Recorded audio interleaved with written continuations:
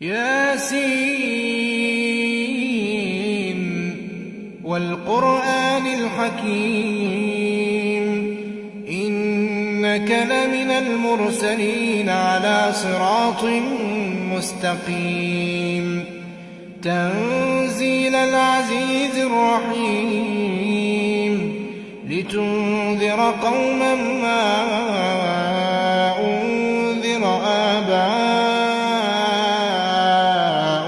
فهم غافلون لقد حق القول على أكثرهم فهم لا يؤمنون إنا جعلنا في أعناقهم أغلالا فهي إلى الأذقان فهم مقمحون وجعلنا من بين أيديهم سدا ومن خلفهم سدا فأغشيناهم فهم لا يبصرون وسواء عليهم أأنذرتهم أم لم تنذرهم لا يؤمنون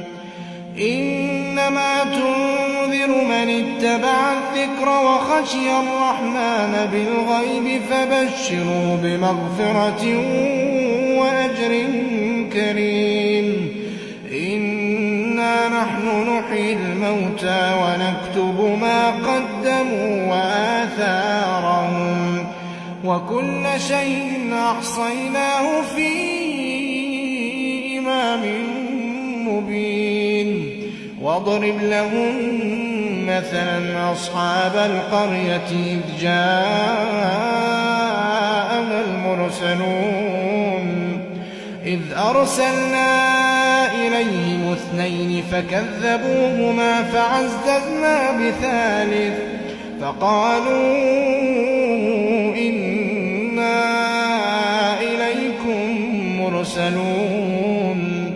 قالوا ما أنتم إلا بشر مثلنا وما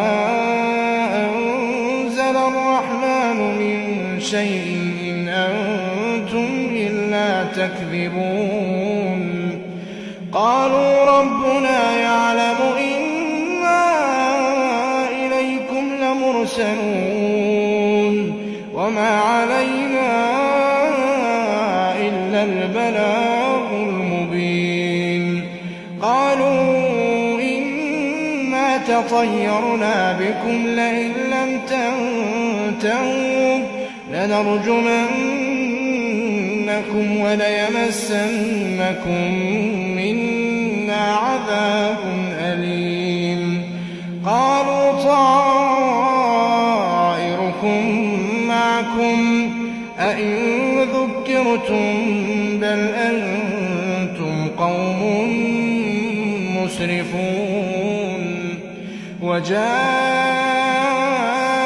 من أقصى المدينة رجل يسعى قال يا قوم اتبعوا المرسلين اتبعوا من لا يسألكم أجرا وهم مهتدون وما لي لا أعبد الذي فطرني وإليه ترجعون أأتخذ من دونه آلهة إن يردني الرحمن بضر